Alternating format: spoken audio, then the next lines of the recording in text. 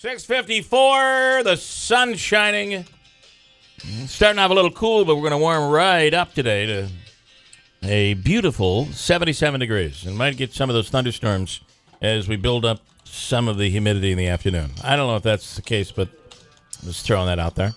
6:54, Michael in Frankfurt on the line right now. Mike, good morning. Hey, Mike. I got an email from Paladino last night, and he explains. Now, I can't verify the truth of these emails and stuff, but this was the story of this 80-year-old man that writes the Republican National Committee. Right. And he says, look, you go away for 2 weeks. You come back to your house, and the house is full of raccoons. Somehow they got in. Somehow they did something.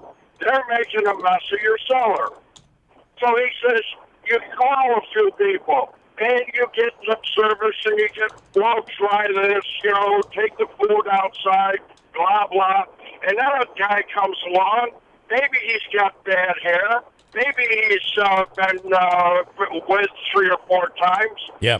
Maybe he's got a big mouth. Maybe he swears. Maybe he has plumber's crack. And right, that's in there. I'll get rid of the raccoons. Yeah. And he does. And if I can complete it, the 80-year-old man said, whether I like the guy or not, I'm happy that he's going to get the raccoons out of my basement. That's the deal. Yeah. Now you want to throw racism, you want to throw bigotry, you want to throw all this stuff. Evidently, this old guy either had squirrels or raccoons get into his house. Yeah. Well, I mean, if you've ever had a squirrel in your house, which I have, they can be quite the menace. And Mike, you don't think that I'm making the charge against Paladino, do you? No. This is the email come along saying that it's been publicized. I got the same. I got the same email that you got last night from Paladino, and it's Paladino saying, "Listen, are you kidding me? You wrote this story about me being racist. You never called me. You never got my side of the story. You wrote it without even considering my intention or my opinion, and that's irresponsible journalism." And I got to tell you, I have to agree with him there. Things get out of hand real fast today. Yeah. Either we're moving too fast and we don't listen to what people are saying, or something. It's awkward. Or Mike, it's like I think I talked about this the other day. It's like all of a sudden you walk into the wife that you're arguing with and you say, "Hey, what's for dinner?" And she's like, what do you think I sit around here and do nothing? So, you're only trying to say something nice, and no matter what you say, it can be taken in a negative way, and I think that's what he was saying. So, all right, you go. I'm with you, Michael. Thanks for the call. For taking the time to clear it up for folks. Good stuff. Have a good day. Okay, Mike in Frankfurt. And that's exactly what Paladino is saying, that he was referencing this letter from an 80-year-old guy. Could it have undertones? I guess it's possible, but to go right that it does, and that Paladino went down that road, I think you're a journalist, Christine. You're a news person.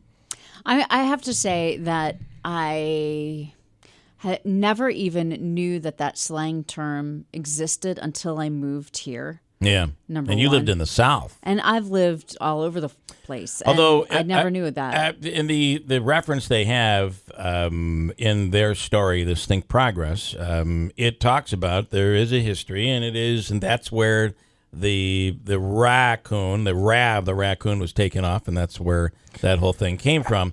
But to automatically assume that's what he's talking about, just because he's talking about the president, who just so happens to be black, I think that's a leap. I think it's a stretch. And it's a stretch. Sure. And while you can say the undertones, at least get the guy's opinion and include it in your story. Now, they went back and did an update to the story, and it came back and gave Paladino's defense, and then they kind of hit him again with the facts that it does have racial undertones. When he gave overtones. The original statement, did he include that story? Or did he only include that story after he was forced to make the explanation?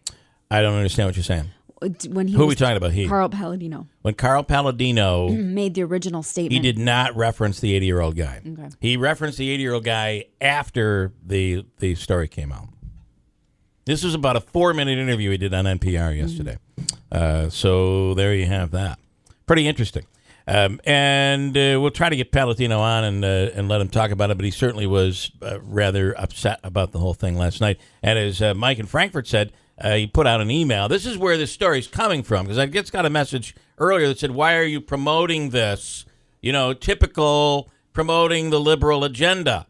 No, I'm promoting this.